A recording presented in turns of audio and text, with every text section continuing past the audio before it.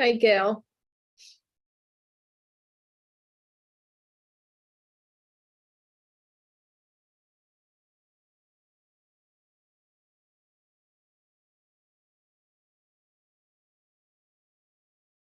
We're just going to wait for another minute. Well, or maybe just start now. I don't know if anyone else is joining, so this is fine. We could have a nice intimate conversation, and I'll just ask Will if he could unmute all of you. Yeah, we can do that. And since nobody here has not been to a meeting, sorry, everybody here has been to a meeting recently. That was a double negative. Then I don't need to give a speech or anything. Everybody knows how to be proper about muting and unmuting. And yeah, let's do that. So I have to find the button to. Sorry, Will, I interrupted you. No, I was just looking for the button to let people unmute and mute themselves. But now you are ready and good to go. We are streaming. Everything's good. Great. So for everyone tuning in, if anyone is tuning in on either the live stream or later on YouTube, I'm Alita Camp. I'm the chair of the Arts Committee. And with me are, in order on my screen, Will Brightbill, who is the district manager of Community Board 8 and responsible for all the technology, as well as many other things, such as posting the references to the rules enabling art on construction fences, scaffolding, and the like.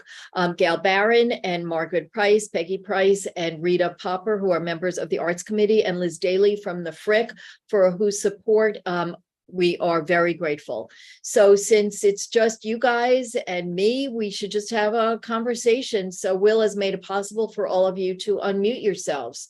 So on the agenda, the first item is a debriefing of the art show.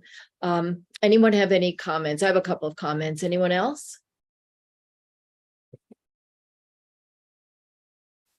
Okay, well then I'll start. I think it went very well and very smoothly. We were all involved in the setting up and the taking down, and all worked really hard to do that, along with Kevin Wu, also from the board office. And it was great. It made it very efficient. It took a lot of time because we had over 70 artists participating, but I think it went really smoothly. I did want to address for a moment the idea of the kids' corner, because we had, I think, several submissions from children, several of whom also agreed to the terms in the approval letter that we sent out, but only one of whom, you don't need to raise your hand, Gal, you could just participate. I don't want to interrupt you.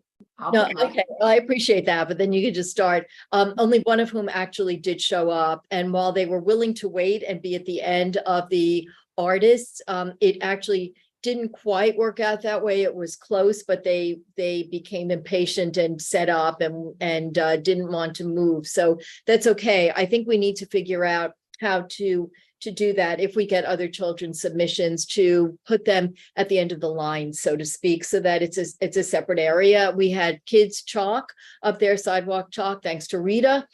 For anyone to draw with. The child did sell a bunch of bracelets, which is nice. And her grandmother, who was there, was selling art on an iPad that she had propped up. So I think we need to figure out that for the future, but go ahead, Gail. Well, I think that if we want to highlight children's art, we should consider a separate type of event. I really don't think that we should mix the two. I know it was Russell's decision, but I disagree, and I don't think it really helps the kids, because they'll be highlighted if we figure out something to do just for them. And then the artists don't get upset. They don't have to change their places. I think Kevin was amazing. It was so wonderful to have him. He was so helpful. But frankly, I think that we need at least another person or two at the very beginning, like by 9 o'clock, if there were more of us. It would have been easier, because when I was checking people in, Peggy was running all the way up the hill with somebody, then other artists were waiting. They were impatient, not nasty, but impatient, because they wanted to get to their spot and start to set up and all. So I think that we did have somebody from CB8 who volunteered, but she came later, maybe 10 o'clock or so. And by that point, it was nice to see her, but we didn't need her. So I think between 9 and 10, we have enough experience that if we can just get a couple of more people, that would be great. But Kevin I just want to do a shout out to him, Will, so that you can know it wasn't that he was just there.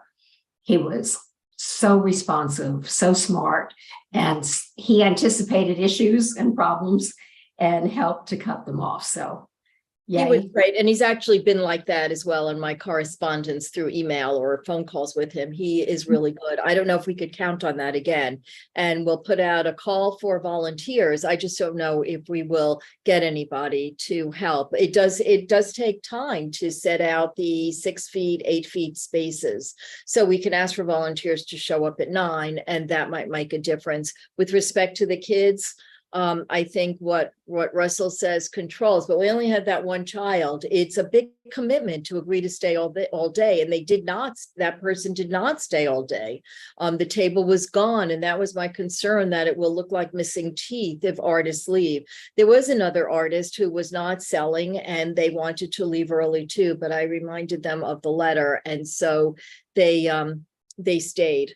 But the kid didn't. So we need to figure that out. And I guess it will depend on how many submissions we get.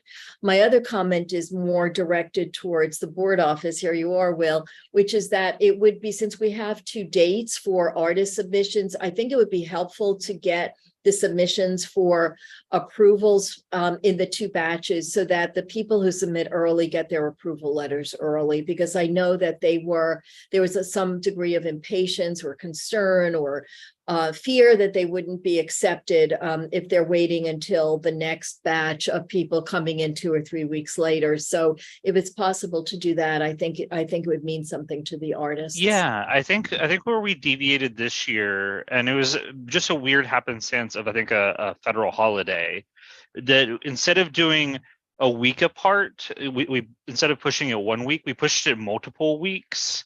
So the first deadline was, like, I think early mid-May or something like that, and pushed the second one to like very end, or I don't remember exactly how, but there was a holiday that we didn't use our like prescribed method of only pushing 1 week. So instead of people waiting like a week, they were waiting longer than that. And then also, I mean, not to hold anyone's feet to the fire, but the arts committee who are reviewing it need to be very prompt and quick about responding and reviewing them too.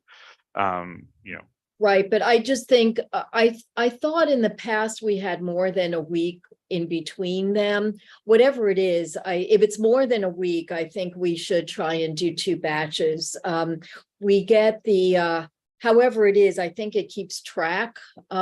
Maybe I really still don't know how it all works, but it's something to consider just to make it fair for the artists, because we don't want people to leave because of that. And the rain date thing was really a problem too, because of the Father's Day thing. Although it's good that we had that weekend, the following weekend was much rainier, but because of Father's Day and the JREC kids couldn't come and a lot of the artists couldn't come, and as the weather got better. So I know some artists were confused by this stream of emails that were coming. And that's something that can't really be helped. But last minute decisions, it's all up to the weather. If anyone else, Rita, you could just unmute yourself and go ahead. Hi. The only thing that I did speak to every single exhibitor, both in the church and on the street. Our problem is getting people, the public, to come and see this. That I know that this was a 3-day weekend, which, I mean, I didn't even know that Juneteenth, whatever it is a holiday, and so I've learned. I think we have to look at our calendar very, very carefully in planning our next. That only one person out of the 72 was grumbled, and that was the only person who said there isn't enough traffic here for me. And I got her to simmer down and stay. She had a lot of things, and she was an older person and was, I think, disappointed. but other people were not. Everybody was, I think it was a great thing. I think the music helped. I think that the JREC talent school was fabulous. I think it worked out perfectly, but except for that it was a 3-day weekend and traffic was light. I know, I don't know how to market it more effectively other than to try and get the artists themselves to do their own marketing campaigns. We post everything on social media. We ask all of the elected officials to post. I've asked the colleges to send out flyers as well. I know the Frick does. I've been in touch with them. Met, maybe they will as well. I just don't know how to do a better job, because the pool of people who get the elected officials and the community board email might have a large intersection in the Venn diagram scheme. But we could certainly consider that if we had an article in Patch Prior or Our Town or the West Side Rag, that might also help get people, but we could think about the marketing. We'll talk about future programs right after the next agenda item, unless there's someone else with any kinds of comments. I have a comment, but I see Peggy has her hand up. Go ahead, Peggy. You Well, guys, you can talk and then I'll finish up. Oh, so I was going to flag for the committee that, you know, we're a community board. We're not a major institution on Madison Avenue or whatever that has curatorial nose in the air snootiness. We should never be curating the art in a way that we're excluding people who are, maybe we don't like their art, but that's not a thing. But I just wanted to flag it for the committee as they're reviewing the art. It should never be a situation where the art itself is not violent, not, you know, promoting, you know, hate speech or hate, you know, and we are saying no to it just because we think that art isn't the type of art that we like. And so I don't think that we should ever be in a position where we're looking down at any artist for their artistic portfolio. I think we are aware that we're also a government agency, and certainly my point of view has been that we don't vet on aesthetic grounds. It's really pornography or too much violence, the wrong speech, and copyright issues. Yeah. And other than that, everyone who applies gets in, I think. Yeah, I think that's which is, and that's the joy of doing it outside, is that there's so much room, there's ample space. It's not as if we are turning people, we need to turn people away, because that was the major, you know, going back to the indoor one that I don't think any of us saw, was how hostile it would be to have to say no to so many people. You know, and so I hope we don't go back to that, because that was really unpleasant for Kevin and for staff, and for, I guess Robert was the one in charge of it at that point, but yeah. I know that. And so while I think an indoor show is at that time of year is very much appreciated, we're aware that we really need significantly more space in order to be able to do it. And we spent hours at the church trying to get the maximum amount of footage there and squeeze as many people, because when she told me it was, I think they had 18, or they figured 18 people could come, and we were able to squeeze almost 40 in there. It didn't feel crowded. It was good. But yes, we need, if to do that again, we need a whole lot more space. So while I'm talking to some people about that, but I know Peggy had another comment. Go ahead, Peggy. Okay, so to summarize my feeling, I don't think we should have exhibitors who are under 18. I believe if we felt we needed more foot traffic, but I thought there was a lot of foot traffic at the last show and all our shows. But if we felt we needed more, we should consider another venue that does generate natural foot traffic and to a greater extent. I also think that the artists, I guess there's a feeling here that anything goes in terms of art, except for violence or pornography. I can say that that's not how other art shows operate, but if we have to, we have to. But it seems as if it's very important, at least from my perspective, for more outreach to art schools or actual professional artists. And maybe Liz can help us. I don't know, but the thing is, this was designed originally around the idea of trying to help professional artists in our community get their name and work out there, so to advance their careers. I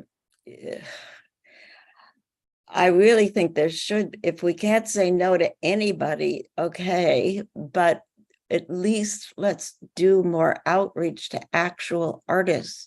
So to upgrade the quality of the art show. And finally, I want to say that we can't do without Kevin. He is a jewel.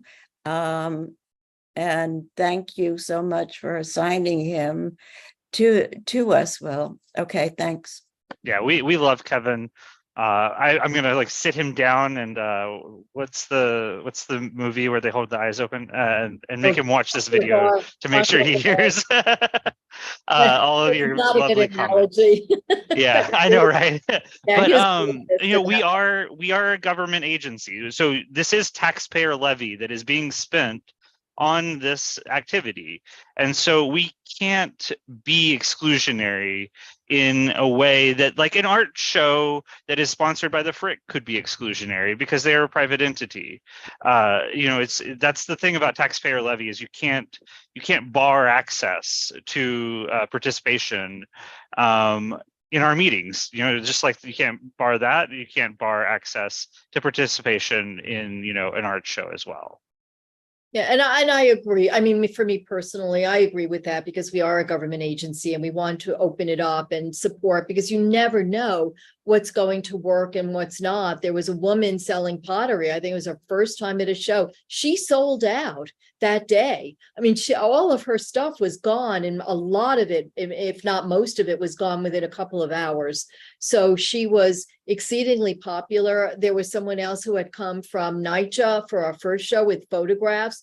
And when she left, I think I've mentioned it, she was in tears that she had actually sold pieces of art. So the community may not be expecting all of those professional artists, but I certainly think it's a valuable place to be and valuable to have professional artists. So I agree, Peggy, reaching out to the Art Students League, and Marymount has an art program, Hunter, all of those places that do teach art, visual arts, it could lead to a lot more participation. Sorry for the siren. Rita, go ahead. You're muted, I think. Yeah. Oh, okay, I'm unmuted. I think that we have to be careful about, because we are a community board and we were really talking to the artists in the community and not people who are showing down in Soho and looking for that. So I think that we have to be true to our nomenclature, which is community board for the community. I wholeheartedly agree that children did not belong in this exhibit. If we want to have children's art, that would be a whole separate thing. But I think it would be wonderful to have, great big paintings, but we're outdoors, it's windy. We have to keep all of that in mind.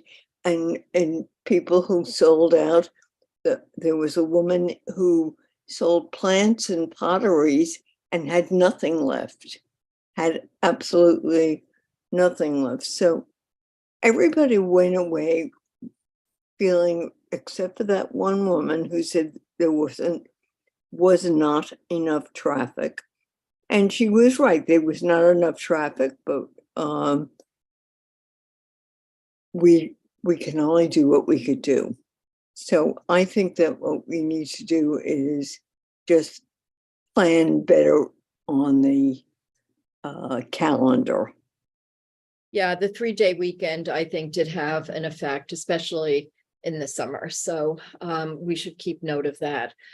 Let's talk, if there's no other comments, let's go to the next item, which is the new Department of Buildings rule, which is a 180-degree turnabout from their previous rule of no art on construction fences unless it was done through that either city canvas plus the other group that I think was based in Harlem, to now it's mandated for anyone with scaffolding, a sidewalk shed, and a construction fence that will be up for more than 90 days. They must put art up there unless they opt out. So I've given this, it's in 3 different places, the city charter, the DOB rules, plus this legislation or amendment to the rules, a reading a few times. And what I've come away with is that those 3 locations, and frankly, I'm not sure of the difference between the sidewalk shed and the scaffolding and how it will be, but I think it's a good thing. It seems to be that there will be, that city agencies will be reaching out for submission of art by artists, and that will be approved art, that you don't have to go through any other approval process. You can put that up on the, let's just say, the construction fence, to developers or property owners who have other art that they would like to use, and then they have to give notification to both the city council member and the community board if they intend to use that, and they have to get approval of the alternative art by the city. And then they have an opt-out mechanism, which I'm not that familiar with. So I think it will be a great improvement for the city. That's my point of view, but I'd like to hear what everyone else thinks, because I did talk to Russell, and if there's interest in approving this, we could write a letter, because the date of the hearing about this new rule is mid-August, so we can't wait until September and the full board meeting for a resolution to approve it. So we could do that. My one concern, though, is that and because the scaffolding seems to be the metal pieces that come down below the wood above, which seems to be the sidewalk shed, although that's also supported by metal, is that there was a crime that took place on the west side when the wood from the scaffolding came up too high and people from the street couldn't see what was going on the other side of it under the overhang. So some awful crime was committed there pretty within the last couple of years, I think. So my only concern would be that any art not obstruct public view into the area, I guess that's covered by, I don't know, the sidewalk shed, I suppose. Yeah. But how does everyone else feel about it? If you've been able to read the material that has been posted and that Will sent around. Liz has her hand up, and I did a little bit more research, Alita, and I can fill in a couple of spots too. Okay, so then why don't you fill that in? I don't see anyone's hand is up. Oh, Liz Daly, it was physically raising her hand. Yeah, do you want to go ahead and fill in the gaps? And Oh, my comment will be the same no matter what you say. So oh, okay. Yeah. So this, and if you read into the text of the proposed rule, and for anybody who is watching later and doesn't understand the city rulemaking process, so the city council can pass laws, and the city council, when they pass their laws, sometimes they require a subsequent city agency to require their rules to be amended. So their rules are essentially like, we have the city charter on one side, and we have the rules of the city of New York that are associated with each agency on the other sort of side, and that's the governance of the city of New York.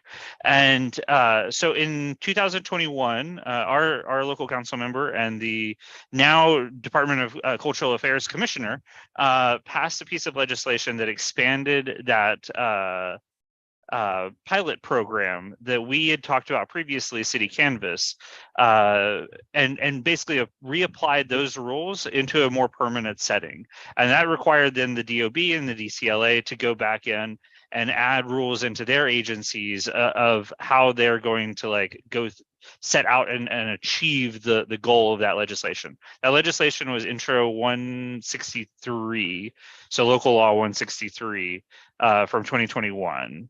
And then so now the DOB has to change their rules. That rules hearing is going to be held on Microsoft Teams on the 17th of August at 12 p.m. So if anybody needs access to that, I believe it's actually in the document that's on our website.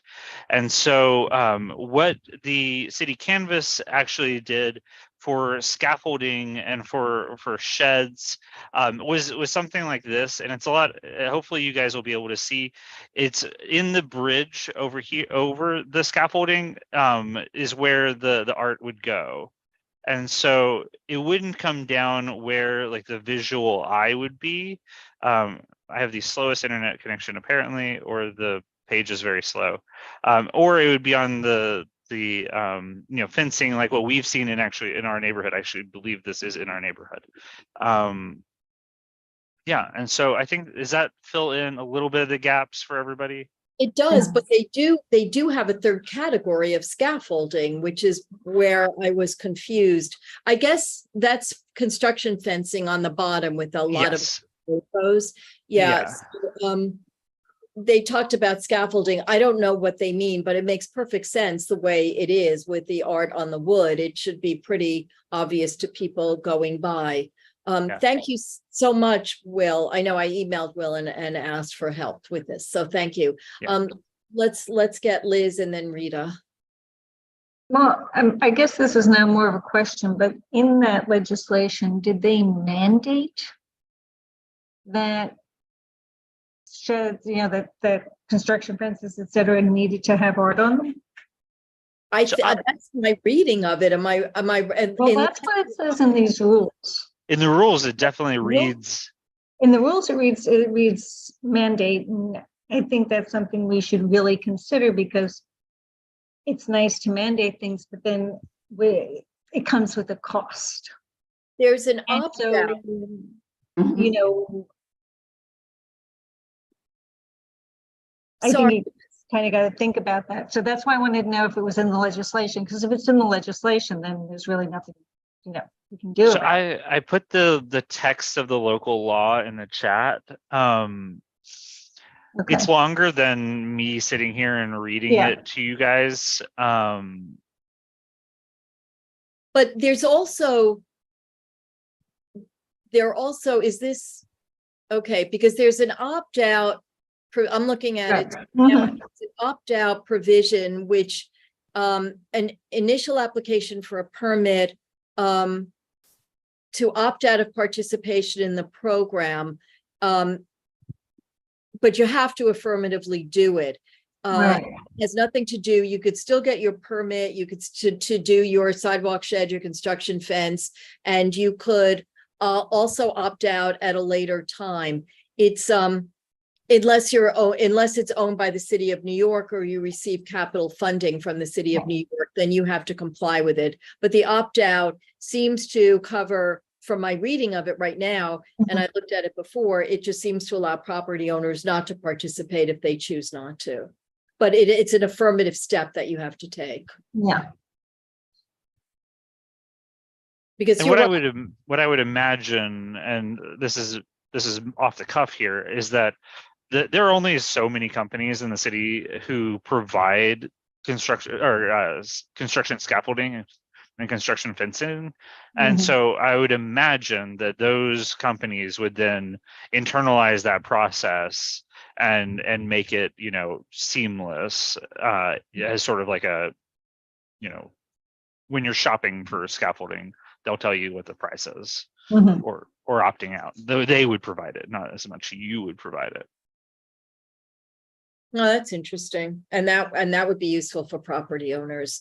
But at least having the ability to use either the art provided by people solicited by the city or to get your own, which leaves open the possibility of working with schools, which we've talked about in the past and which I've talked about with Julie Menon, and which she's done for one of the construction fences, but we've talked about it a few times. And we actually also have a commitment from, for instance, before we knew about this, from Sloan Kettering in its new construction project to put artwork on that construction fence. And that gives the opportunity to reach out to schools. There are advantages or pros and cons for real artists and for social justice kinds of statements, but also for school kids' art. So at least there might be that possibility. Rita?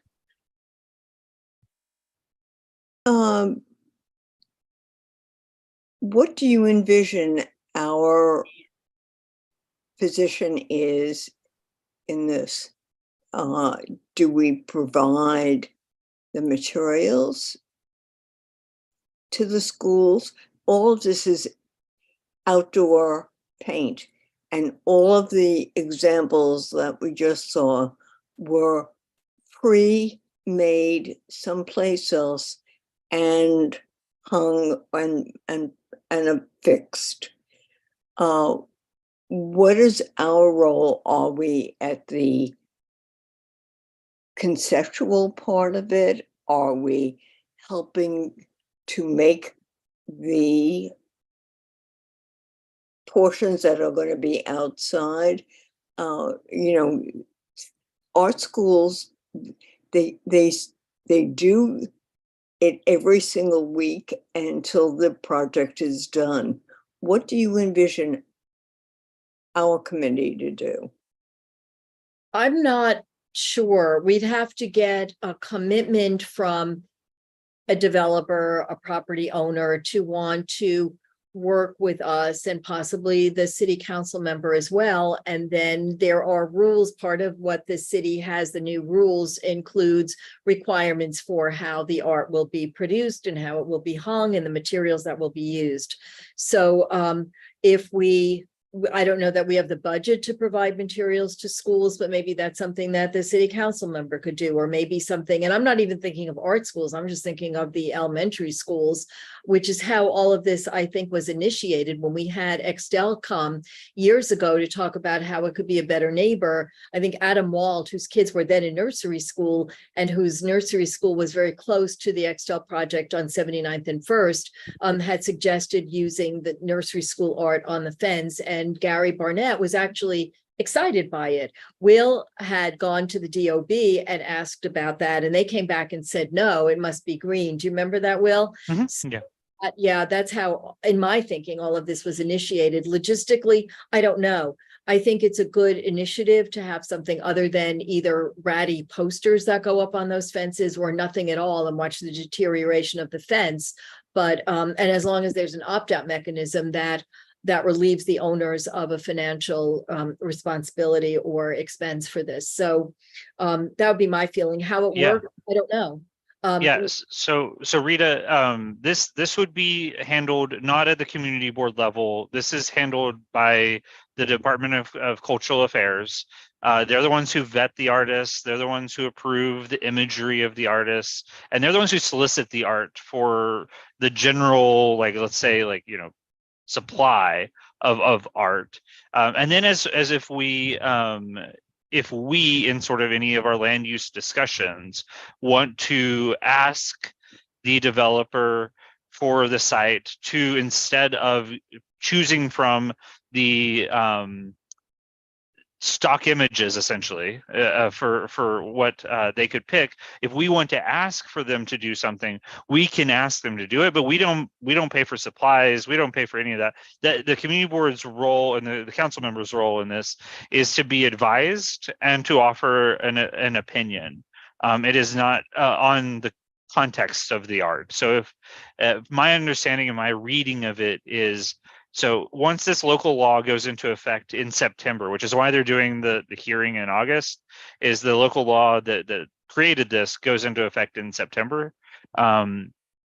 We will get advised in the same way that we do on other applications, when there is an application for scaffolding or fencing that is going to deviate from that stock supply. Did you see any provision in there, Will, about community boards having an advisory role? It just sounded like they notify us and they It's- notify the council member and. Yeah. what- That is my reading of it, is just this is a notification in the same way that we are notified on a number of other like procedural things. If you're going to install a crane, you need to notify the community board, you need to notify the elected official. I see this because it doesn't give us a like timeline of like when we're like, you know, when we would need to have a hearing or have a conversation. I think what it is so that if the community board had a concern about it, we could then, you know, ask the developer to come in and talk to us and maybe consider something else or whatever. But that's, and it's not going to be that we're going to, my reading is, and people can correct me because they can read this too, is that we are not going to, that we will get notification if it's deviating from Right. the stock supply. Right, if they want to use alternative art. Yeah. Meaning something other than what the city has pre-approved in effect. That was my read as well. I think that what we tend to do is write a lot of letters to the city criticizing them, telling them what they haven't done well and what they should improve.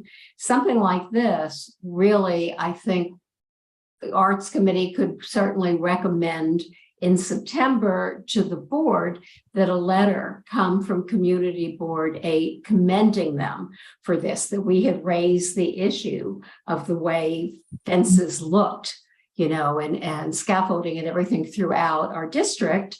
And the fact that they've moved forward to implement this is something that we certainly support.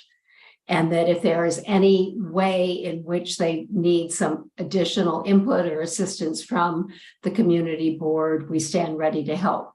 Just something that gives them that type of a feeling that, hey, you know, we really want them to keep doing things that we're asking them to do. So I think that that could be helpful. Also, Liz, I looked at that opt-out piece, and I think it's pretty clear that any building owner that's doing construction, if they choose to not put up art on their fence for whatever reason, maybe financial hardship, what have you, it's not a problem. And even if they don't opt out initially, there's a provision that they can opt out a little later. So I think that, and I'm sure that it was done for that purpose, because you can be a small building owner out, you know, a lot of resources and just not feel that you can afford to pay for it. So I believe that was the reason.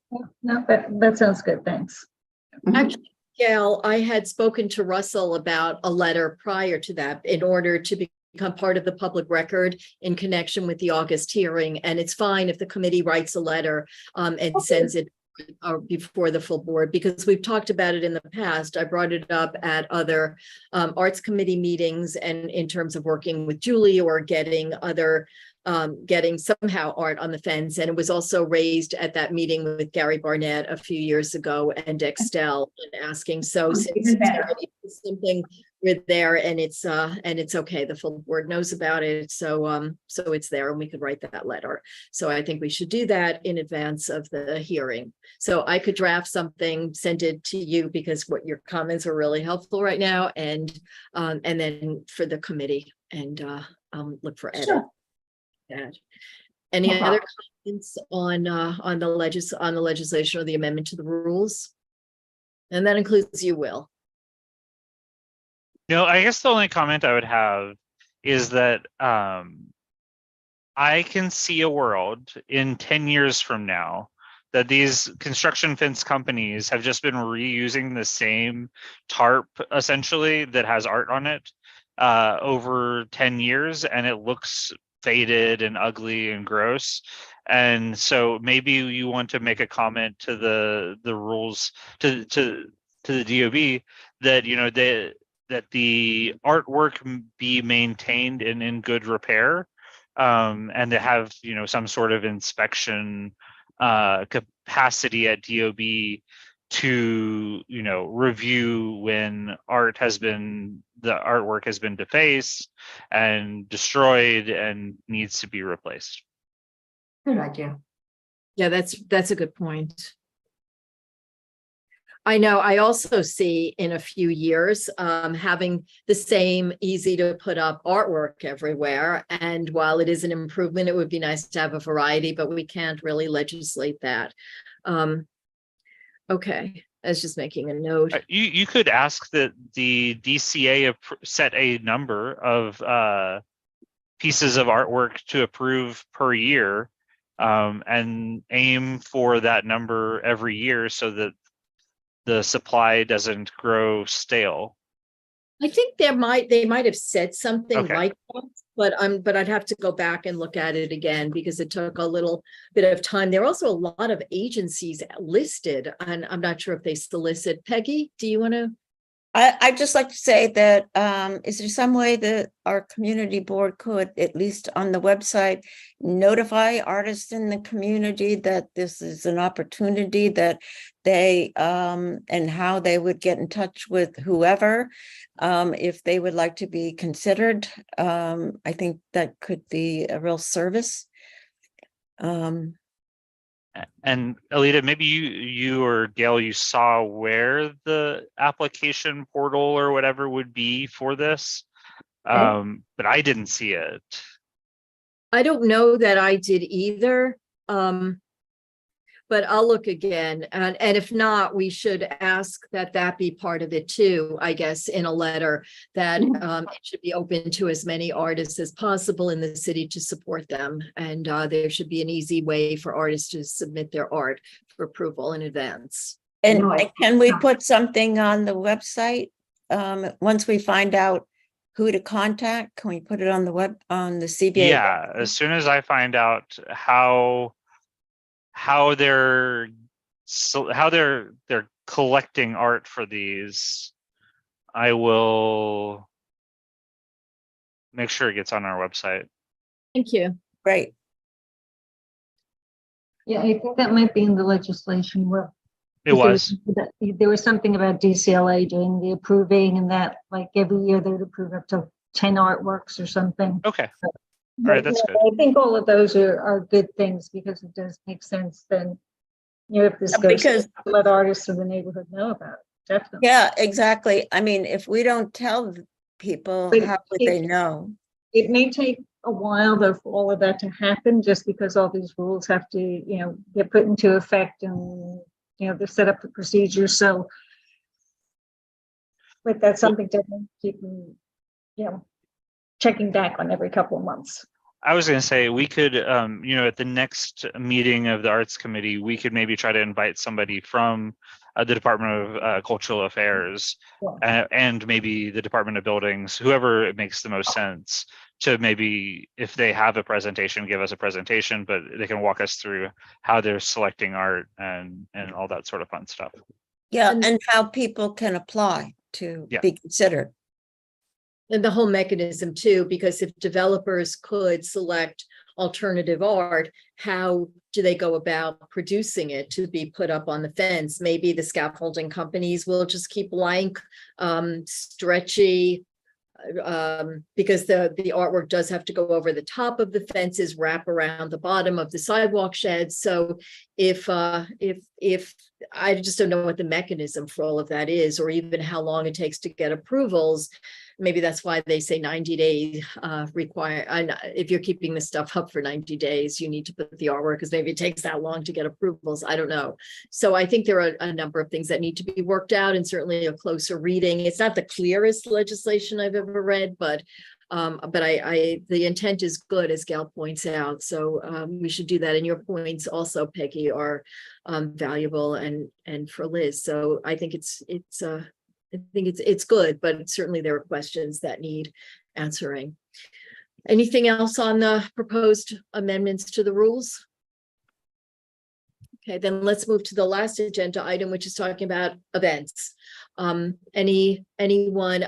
Last fall, we did an October show that was very well received. What do you think about doing something else in October this year? I personally am not certain that we should be doing a lot of different events. I would rather build upon the June event and have that as our signature event, as compared to doing a lot of other things, particularly with October, November, getting the right venue where we're able to have enough space, where there is the foot traffic and all, I think still becomes a challenge. And maybe we can just spend more time building upon trying to get more people to come to the June event. But I mean, if you look at the Village Art Show, very different. Or if you look at the one, Gracie, they're all like, even though they're different from a community art show, it's one art show. And I think if people knew it was, let's say, the third weekend in June, and we just branded it that way, and we spend our time promoting it, we might get even more participation. I think James Cagney Way is a terrific place to have it. You know, having an outdoor art show in June is something that I think people really do enjoy, but I don't know how other people feel. I would say I'm I'm tepid about fall. I mean, there is already the Gracie Square Art Show, which is in the fall. When we had the winter show, that was something different for people, and it gave people in the middle of a dismal season somewhere to go. And so it really made a contribution. I think having once a year is good. If we wanted 2 a year, then I would say the winter gives an option that you don't get otherwise in terms of art. So that would be my view. I mean, my first preference would be one show, as Gail said, but secondly, if we wanted another show, then indoor sounds like a really good opportunity as something different and something that, as I said last year, the community really liked.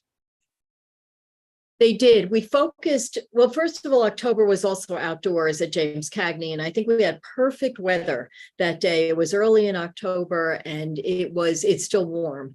So people, maybe light jacket weather, but people were happy with that. For February, we focused it on a craft show and highlighted the close to Valentine's Day nature of it. I think it was the weekend before Valentine's Day, so that people could look at it as an opportunity for gift buying. And at that show, we deliberately excluded visual artists, and had partly because of space, but also because we were focusing on the craft show. So what we need to do for February, I personally like the idea of having 3 shows in the year. I think artists really appreciated the comments from the public, the comments from artists, the comments from crafters in February were really positive and enthusiastic. So that's what I would vote for, but I leave it to the majority for February. We just need to find a venue. So if anyone wants to work with me and the board office, if they have the time to try and find a large enough space. I was talking to someone about one of the middle schools in our area. JRAC has a lot of space in their cafeteria, but the problem is it's on the 5th floor. So aside from, and I met with the principal the end of last fall about it. In addition to security issues, they have to have the elevator running, and they have to have people there on the weekend to provide security for the school.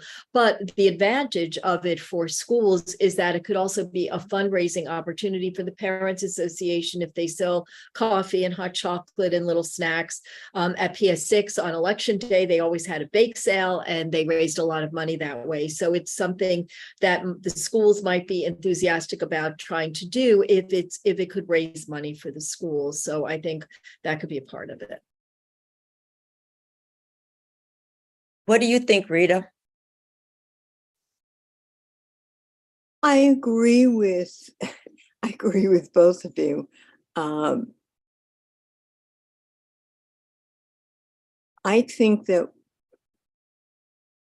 think we should really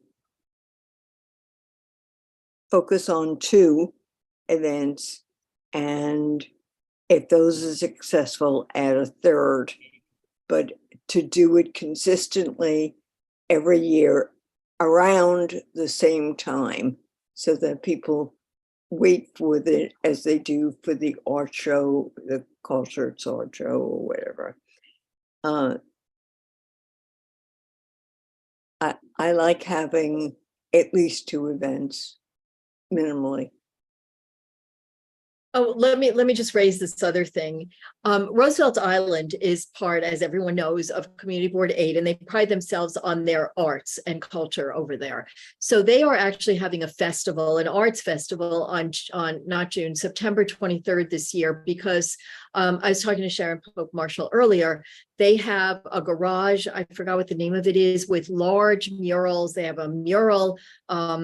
They have submissions from artists every year. They change it and they get large pieces of art. There are also art galleries there and art exhibition spaces.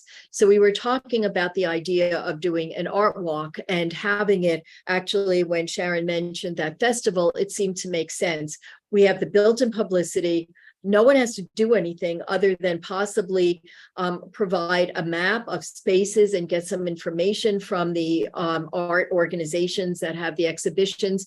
And it supports the arts community on Roosevelt Island. It supports the artists. It brings potentially the public to Roosevelt Island. And it sounds like a nice event if REOC is willing to partner with us in that. REOC does the supports and sponsors, presents the event. So that's something that would not require a lot of effort in the way that our art shows do. So aside from the timing and everything else about the art shows on James Cagney Place or indoors on the Upper East Side, what do you guys think about participating in the art walk on Roosevelt Island in September? Last year, it was a rain date and they did have to move it to October. And it was, I think, the Saturday of the Columbus Day weekend. So there's always that potential, but for now. I won't be in the country then. Oh, So lucky you. I'm going to be in Switzerland, but so regrettably, I can't participate then. Well, I think the idea of this is that it doesn't require the same kinds of effort that the other art shows do. So if you're here, great. If you're not here, that's fine. If you're here and want to do something, that's fine. And if not, I think the whole thing functions without a lot of actual participation on Roosevelt Island on that day. But we could, and I'm happy to do it, to prepare materials in advance that we could have on a table. I'd be happy to be there and distribute stuff or take people on a walk. And I think Sharon is really excited and would be willing to do quite a lot for that as well. I have a question. Are you only focusing on art and crafts, or was the umbrella art of dance, music, and art? So what are you? For me, I think that the mission of the Arts Committee, what I've told people is that it's presenting art in public spaces. We've done a tango lesson, we did a play reading, so that would be broader than just the visual arts. I would like to find ways to do more of that. The JREC musical theater performer students were so popular both times they performed at our outdoor James Cagney art shows that I spoke when they were there. This time I spoke to, I think it's Brooke, I'm so not good at names, who runs the theater, the musical theater program. They have a lot of programs and a lot of different people running each aspect of it, about doing something short in the fall where the students have a chance to perform and the public has a chance to watch. Maybe it would be James Cagney Place, maybe it would be indoor at JREC, because in addition to their quite large auditorium, they have smaller venues for something. So I think doing something like that, both to support JREC and to provide, people seem to really enjoy it, to provide a venue for that would just be fun. And again, would not require that much effort in the same way that the art show does, promotion and being there and figuring out where, and just having people, I think, Rita, you've talked about having people just bring blankets to sit on or puffy things to sit on, and doing something for an hour. I think they perform just for a half hour, 45 minutes at the art show, but having them maybe for an hour and a half, I don't know what they could do. And she was very excited about that. So it was just a topic pending a discussion with a committee and the public about that, but that would be music, and then kind of expanding as we could. We're just a very small group of volunteers, and I know that all of the committee members put a lot of effort into it, as well as the board office does. I don't want to underestimate or underspeak of the effort that they put into preparing for the art shows, but I think it would be nice to do more as we've done in the past.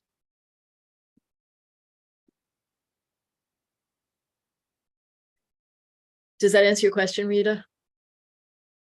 Yeah, thank you. So, so what do you, well, those two questions are, what does everyone think about participating with REOC with an art walk on Roosevelt Island on the day of the festival? And again, there would be a lot of promotion for that from them, I think. As I said, I can't, unfortunately. I know. But other than that, how do you feel about it, Peggy? Oh, well, I think it's okay. I forgive me for saying, though, when we've put on our events, CB8 members from Roosevelt Island don't come. And I really think if we're going to do anything for them, that there should be a specified quid pro quo. And at minimum, they should be sure to attend our shows, but they could help out with setup or anything else. And so, I mean, because I have been unhappy that Roosevelt Island just blows us off for our shows. So, but if you want to do it, I don't care, but I think there would have to be a specified quid pro quo. I'll talk to Sharon, but Roosevelt Island is part of CB8, so it just feels a little odd to be too emphatic about that. But I'll talk to her about it. I think because they are, or they see themselves as really invested in the arts and as an art. I know I've gone to Roosevelt Island without any other reason except to see art shows at the galleries. They get coverage in the Times. They're there. They're not quite Chelsea, but they do, or the Upper East Side, but they do something. So I think it's nice to enfold Roosevelt Island within the whole CB8 arts thing. But certainly I understand your point, and we do need from everyone. There are people who live within 2 blocks of James Cagney Place who don't come to the art show. So I think again, and Russell was good about it, trying to get people to show up and to volunteer. But I'll talk to Sharon and make that point. Thanks. I just checked my calendar. I'm not available that weekend, but I think that what we can do and should do as the community board and an arts committee is definitely promote it. I think in the past, for example, when they've had the Japanese festivals, we went ahead and did extra work. And maybe we can figure out a way to go that extra mile. If a member of the committee, if you can go and participate and represent us, that's great. But I think that we should, the arts committee in some way be able to go a little extra in pointing it out, because you're right, they are part of Community Board 8. There's no question. We used to have board meetings there once a year. Great. we don't any longer. So Well, we then met back in April since we're meeting in person. Right. again. No, We will but- again, yeah. We'll see as we, Yeah. I understand it's COVID, if we do that, but I think that anything that we can figure out in a way of promoting, and certainly will you do a good job letting people know what events are taking place, even that alone, in some way, having something go out and either contact whomever it is who becomes the point person on Roosevelt Island, or Alita Camp as the chair of the CB8 Arts Committee. So it shows that we're supporting it, even if we, physically aren't able to be there. And that's the other problem with any of these events. There basically are 4 of us and the great help from the board office. That's it. And we all have so many other things that are on our plate, with timing, with other activities, with consultancies, whatever it happens to be. And I guess that's my concern, because I feel bad, even though I found the dancer for salsa, but then when we went to all these DJs, once again, we've got another issue. We don't have the budget to do the types of things that we want to be able to do. And that becomes a real issue, sitting in the budget committee meetings where people were very outspoken that they don't think that this is the role of a community board. And it's why I've always thought that the arts committee should in some way be part of the small business committee, because it really, art is a business and it's something that we should be promoting and all. But I'd rather just do a couple of things, do it well. And with the, for example, the art on the construction fences, anything that we're able to do where we show artists that there's an opportunity for their participation. If there are other art shows that are taking place in our district, even if they're juried, they may not know what the application process is. Maybe we can do a white paper of some sort, the way Peggy and I did with food insecurity, being able to kind of give particularly newer artists an opportunity to know what's out there in some way, and post it or get it sent to some groups that might find value in knowing about it. With respect to No, those are good points. With respect to Roosevelt Island, my thinking is that we don't have to shoulder the publicity aspect of it on our own, the way we do for our own art shows, but certainly promoting it or participating with some kind of marketing is certainly valuable. And I would plan to be there and for whatever value it is, but having a map at least, I think would be helpful. And maybe that's all that we actually need to do. For the rest, whenever I see any opportunity for artists either to participate in a show or to submit art or to apply for grants or loans, I try to have that posted on our arts committee page so that people are aware.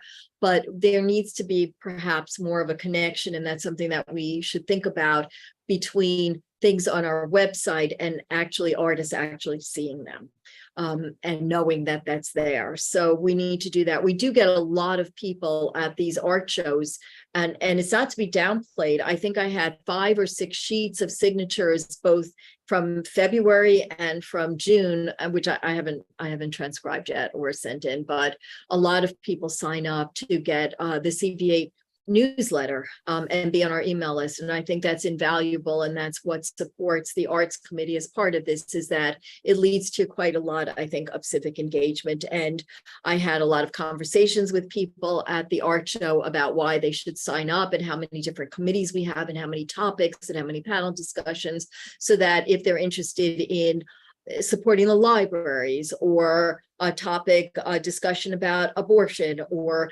something relating to bus lanes or bike lanes, they know that they could come to the community board, because I think a lot of people don't know exactly what a community board is or even that it is.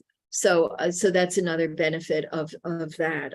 So then I will talk further to Sharon. What does everyone think about trying to do something with JREC? Again, it's not, it's an opportunity to support a public school. It's not a lot of work required from the committee, who is, as you point out, Gail, spread perhaps thinly across all of our different activities and interests, but it is some way, I think, of engaging the public and providing students with another venue. They did, by the way, perform. They were on stage on was it Kimberly Akimbo doing a number, I think, at the Tonys, and that's a great accomplishment for them. But I think it's nice to, again, because we are a government agency, have that relationship with our local institutions, educational or cultural or physical, that like Roosevelt Island, that could matter. So is that something that would work if we could do something in the fall while it's still maybe outside on James Cagney Place? It's easy for people to come and see that rather than whatever floor that auditorium is at JRAC. Well, I guess I'm not keen on a fall activity. Just my opinion. It seems as if we need to focus on what we're doing now, in the sense that if if Cagney Place isn't ideal, should we see if there's something else available, or how to reach out to more artists? It feels as if, if we plan a winter thing, that two art shows a year is quite sufficient. But we don't spend enough time planning. And I'd like to have another meeting, maybe in September, latest October, to plan out, and maybe in the meantime, see if if the artists don't like the foot traffic at Cagney Place, which I think is fine, but if they don't, is there any other place to meet? What would be an ideal winter facility that could accommodate more people, since some couldn't fit in last time? It seems like we have more work to do rather than expand the agenda of activities. That why don't we spend more time working on the ones we have? In terms of JREC, that would be great, but they could perform at our art shows. We don't have to have a special session just for them. I don't know. Maybe this is not appealing to folks, but it's what I feel, is that we should have more meetings and more interaction with the board office, get things ironed out way ahead of time, planning way ahead of time, not waiting till the last minute to decide how many people are in or out, and getting back to them and all these different deadlines. I really feel that I personally would like to devote more time to the planning of fewer events and make them extra special, as the Gracie Square Art Show is what I consider to be a special show. Okay. Well, we could certainly have more meetings. I don't see this as so much as a favor to JREC. I see it as a community benefit, both for the board and the school and the students. And it seems to be something synergistic, but maybe it's because I've had more conversations with the people, both the principal and various teachers and parents association people at JREC. So maybe it's different, but I think it would be something, as Rita raised, is it just visual arts and crafts, or is our mission broader? I see it as broader. And if we could do something to engage people on a musical level without and it's something that could expand, I suppose, as we get better at the art show in terms of marketing, both to artists and to the public, to do more. But for now, it's a way of tying in music and supporting community groups and the public at large. So that's kind of how I see it, but that's me personally. Rita? I think that we should consider St. Catherine's Park, that empty space after the park to Julia Richmond High School. It was just used by the 19th precinct. They were going to come up here on James Cagney Place, but it was much too far north for them. And this would be, and they couldn't use Colshurt's Park, of course, it's under construction. That maybe one event gets lower than the 80s and the 90s, that we go into the 60s and the 70s. And I think that St. Catherine's Park is the perfect park. It's level and it has foot traffic. And I think we should look into that. I think it'd be great for the spring art show. Yes, Is it bigger? Is it as large as James Cagney Place? it is large. I mean, James Cagney Place is one entire block, except you have a city bike that goes on forever. It's the longest city bike docking station in all of New York City on a pedestrian plaza. I don't stop trying to figure out what people have in mind when they do what they do, but it is something that we should consider. Because, well, Will, first, do you know what the procedures are to get a permit at a park? Do we need a permit for that space? Is that a park space or is that some other space? No, it's If a it's- park space. So you'd have Yeah. to, I've done that for an event in a park, so you have to fill out a form. Is it for a specific date, a specific event, or is it just in Yeah, general? all of the above. Mhm. Okay, And it has to get approved by the Parks Department. and Oh. it it probably has some of the same problems that you guys will have up on James Cagney Place, as far as like power and Just use of thinking. bathrooms and that sort of stuff. And if there's, and you need a sound permit also from the police department. We But need one for it's not a James big deal. Place. well, we were able to use the sound equipment from your building, Rita, is that right, for the June show? So I had sound equipment from my building had one piece of sound equipment. Then a neighbor called Lisa Lichola had another sound, and we used those two sound things. Okay.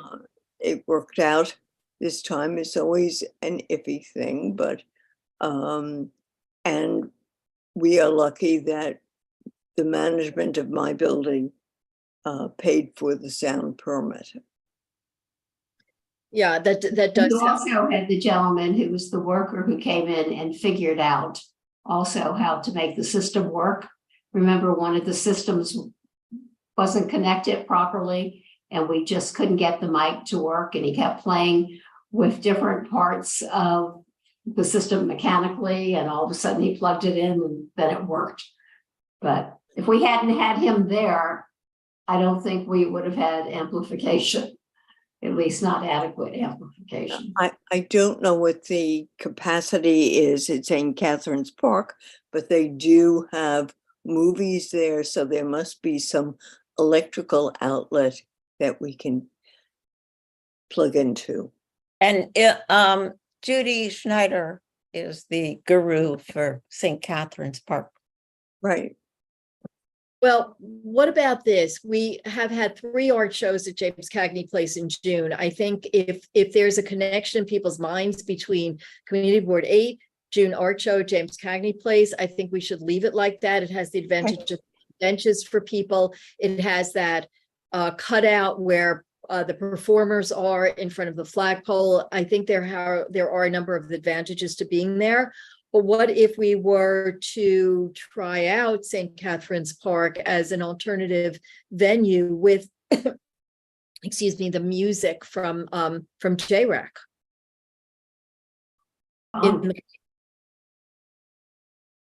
That's okay. I kind of agree with Peggy that I think giving JREC the forum at the art show is fine. It's still promoting them. So going and having a second event is just promoting the same school and the same very talented group of kids 2 times.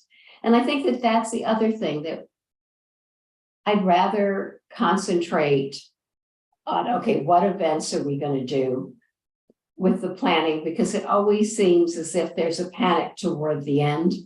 And it's also not fair to the board office. So like, wait a second, we didn't do this, or, they come back to us and say, hey, here's a gap, we need help. So being able to at least try to do it a little more smoothly, even though we know that last minute challenges always will crop up. If we're going to, particularly if we do the June art show, then we end up doing something around Valentine's Day. Those are 2 big events. And then if we just go ahead and promote other arts events that are happening in the district, I frankly think that that is just as valuable, or sometimes more valuable, because it's not just a matter of having people come to events that CB8 sponsors, but ensuring that we are promoting the arts events throughout the entire district. And there are a lot of them. So I kind of look at it that way. That's my feeling. And that's okay. That's good. I don't see them as being mutually exclusive in terms of promoting other events. And because again, it's the same mechanism for promoting. It is a lot easier than having to post flyers, which I've done for every event, not to pat myself on the back, but it is so time consuming to do that. I don't know where the time goes, but it just takes a long time to get those flyers up. I guess there's a lot of walking involved too.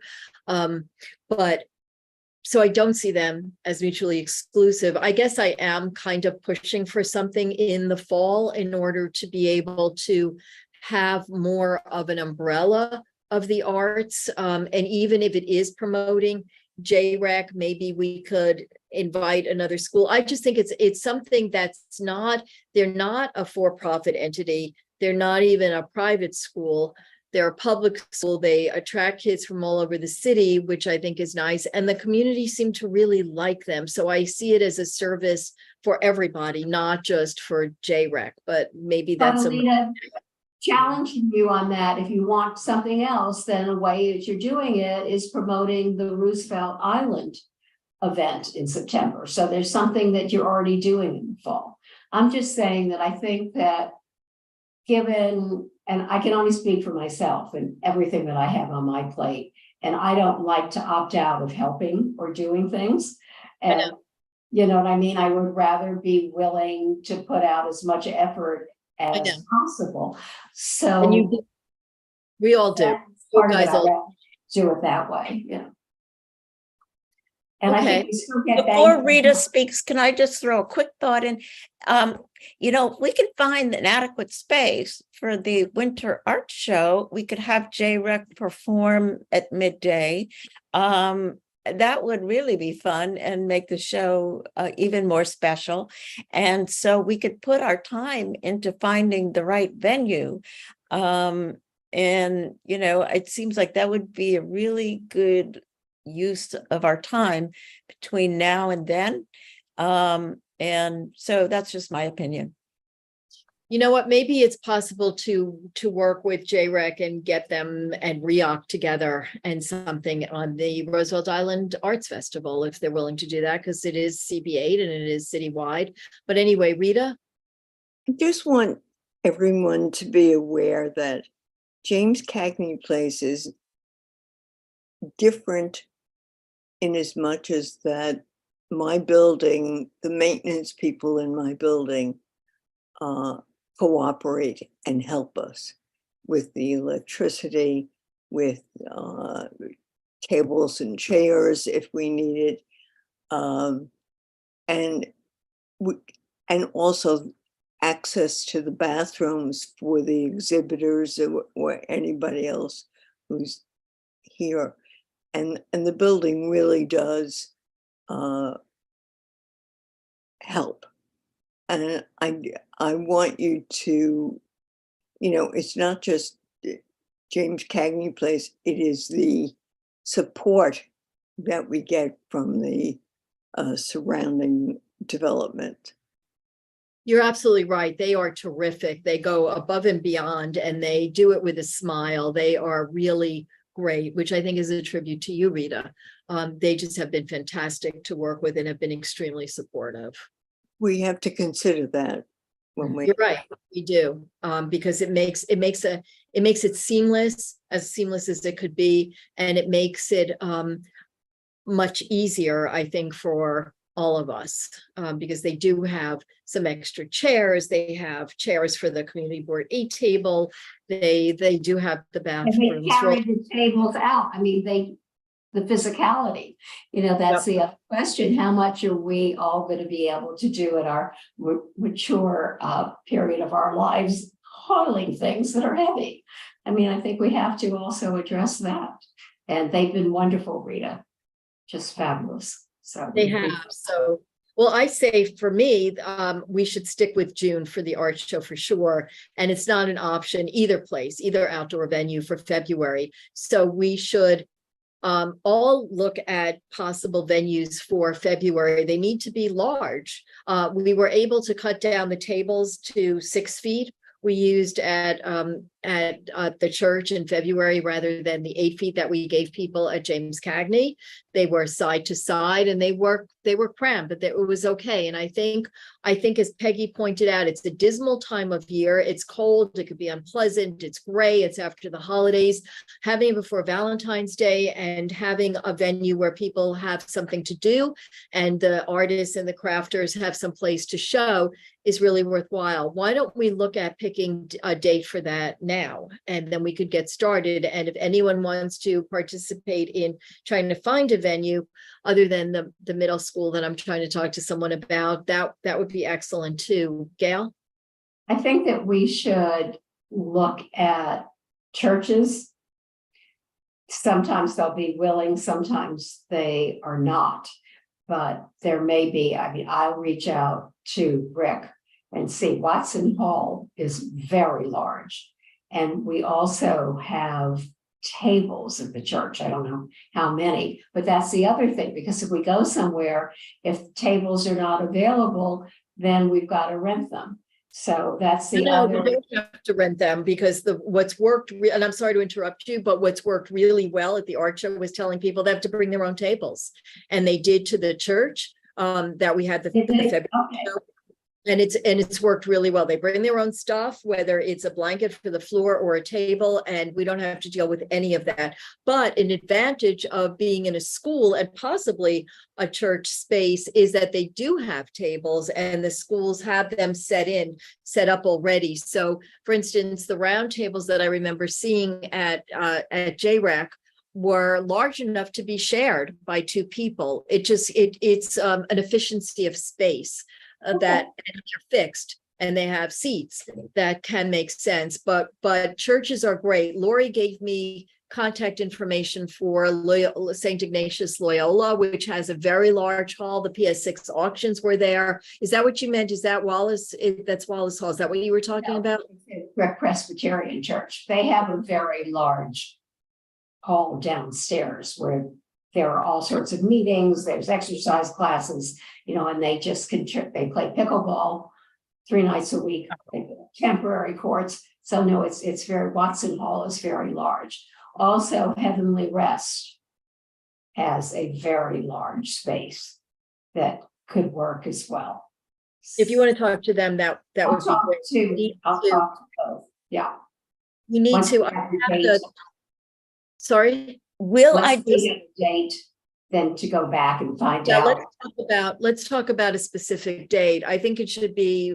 Well, what are you thinking, Peggy? What were you going to say? I was just going to ask Will, who has to find spaces for us, what he would suggest from anything that he's seen, heard, or, dealt with? I think an idea for you to consider might not be one space.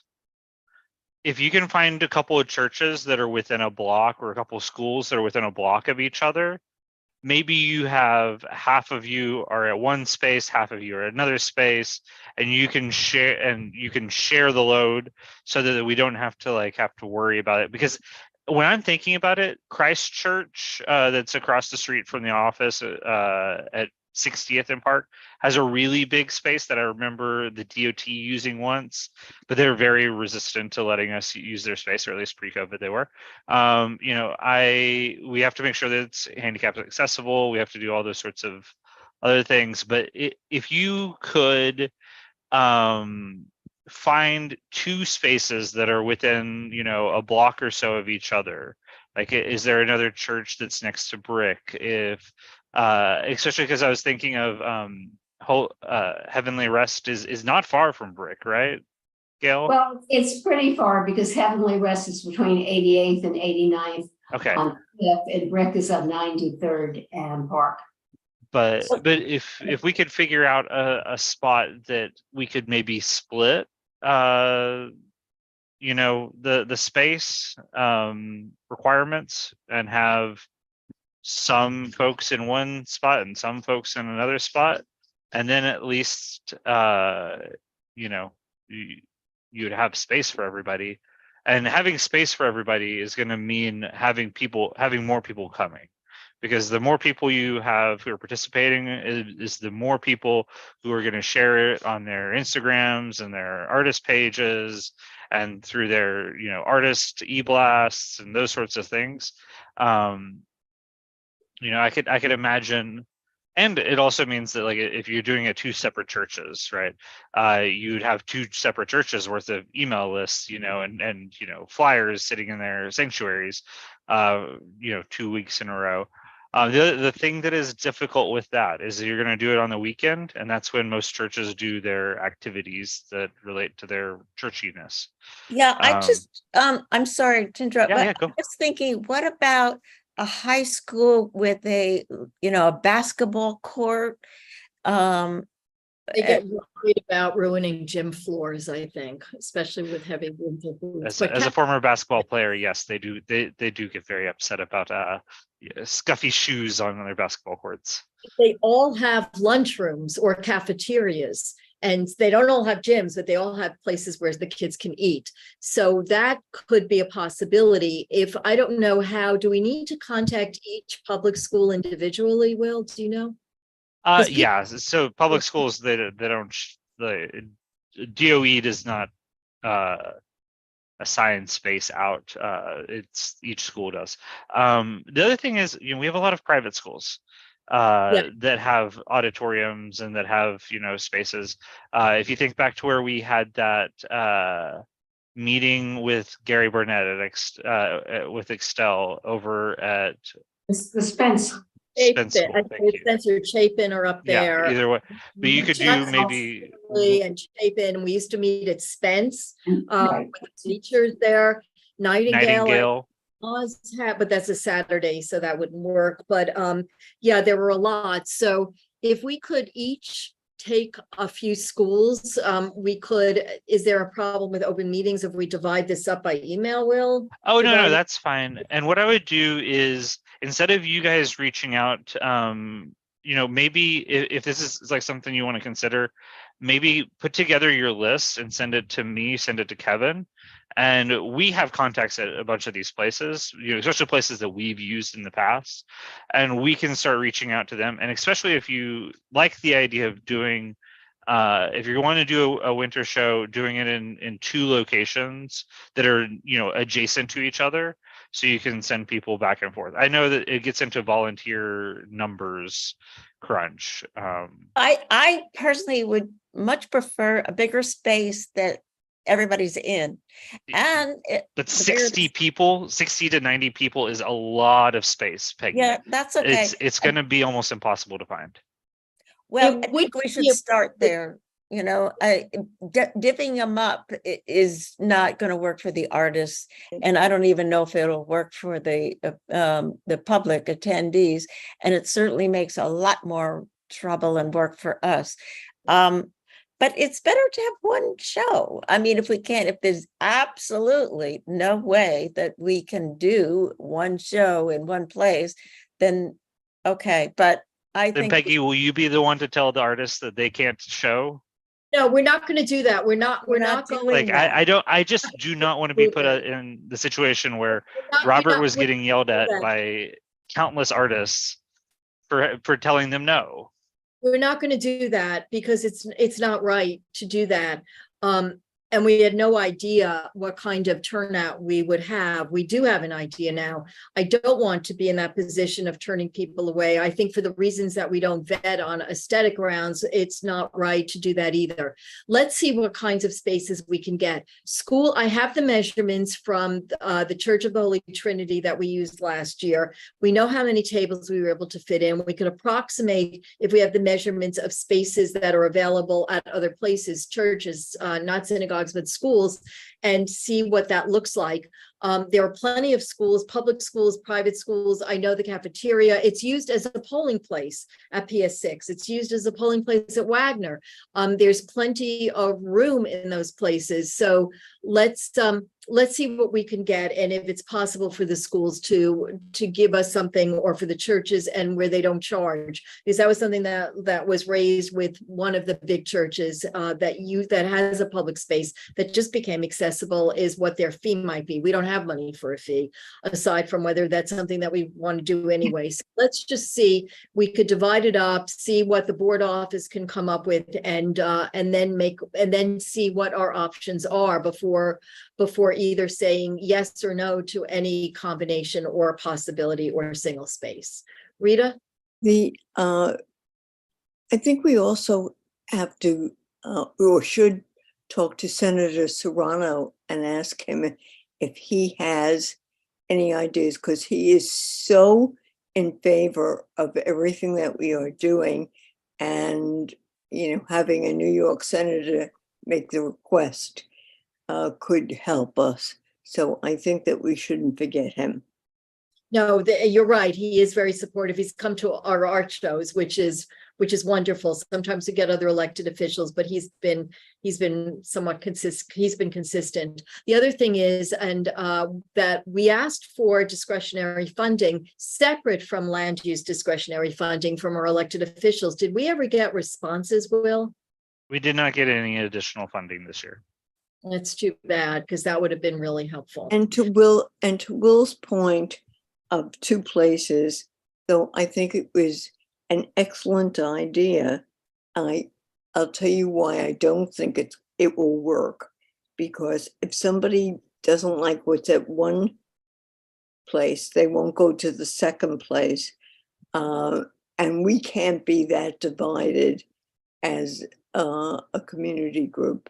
So Will, I hate to do it, but I'm nixing two places. The other idea is, like, you could have two spaces in one venue. Think like Rockefeller University has like their big auditorium that maybe if I don't remember if the chairs were bolted down or not, but you could have the auditorium, and then if they have like a cafeteria space or something like that. Hunter College, maybe you have the big cafeteria and you have the glass cafe. We could figure out places like that may have two venues but one address, sort of thing. That could be a better fit. Also, Marymount came to the board and talked about its new visual art space when they were working on that. And that was quite a while ago too. So I imagine it's done. Maybe that's a venue that's large enough, but we should certainly call all of these or make inquiries to all of them. Let's draw up, maybe Will, you or Kevin and I could draw up a list of all possibilities. If you guys know of churches or other auditorium spaces. I wonder, the Marriott on 94th Street, hotels are probably not going to let us use space for free, right? I would assume not, but Also, I'm sorry. doesn't hurt to ask, right? I guess. But yeah, make a list and send it to me and Kevin, and we can start going through them. Also, I think it shouldn't be too remote a place. If we're looking for foot traffic, we want to be in some sort of central area to the extent possible, especially since we do go around, putting up flyers and things like that to bring people in. So as central as possible. It's true. That's a good point. It's something near the subways and the buses. Okay, so we'll drop a list and then we'll pick our own places that we want to look into, and the board, if you have contacts and want to pursue those, that's great. And if you just have contacts and want to share them, but whatever, as much as we could do is really valuable. And I'll get some dates from Will for a meeting in October or September, and we'll talk about progress for February. And in the meantime, I'll talk to Sharon about Roosevelt Island. And anything else? I wonder, does Sharon want to join the committee? I haven't talked to her about that, but maybe. I mean, I think we need, if we're going to work with the Roosevelt Island group ought to work with us. We should certainly reach out to new board members too, who are picking. That's what I was going to say. Yeah, reach out to the new board members. Try to encourage people, like recruit them. We can do that. If any of you have had contact with any of the new board members, that would be good. One of them actually, we're in person, grab them. And yeah, they did sit on block on last week's meeting. One of them actually did come to the board meeting, to the art show, which was good. But yeah, people might be interested in the arts, especially given all of the praise that the board office and the committee received for the art show at our most recent, not the most recent, but the meeting around the art show, the June meeting. Okay, anything else? Old business, new business? I think we've talked a lot about new business, but okay, is there a motion to adjourn? So moved. Okay, Will, thank you so much for your help and your participation today. I know the office is overloaded. That are you the only person that's there? no, Robert and I are both there, and we have an intern too, Cecilia. You guys are on the email with her. That's but great. yeah, they're all having wonderful vacations that are much deserved, and I'm gonna have mine in a week. So. Oh, nice. Are you going away? Yeah. Oh, well, you might not want to broadcast that, but Not on. Let's. We're adjourned. Stop.